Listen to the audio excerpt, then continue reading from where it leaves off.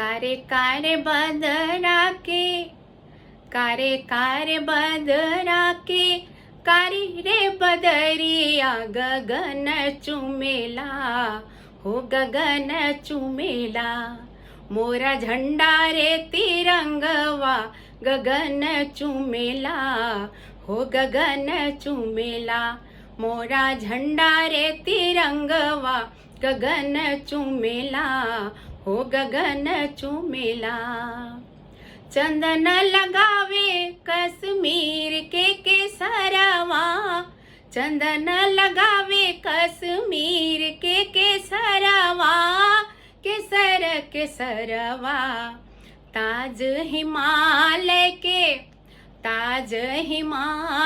के लागे बड़ा सुंदर चरण छुएला हो चरण छुएला हिंद सागर भारत के चरण छुएला हो चरण छुएला कारे बदरा के कारी रे बदरिया गगन चुमेला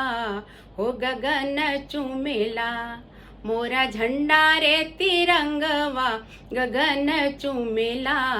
हो गगन चुमेला मोरा झंडा रे तिरंगवा गगन चुमेला हो गगन चुमेला गगन चुमेला हो गगन चुमेला। जय हिंद।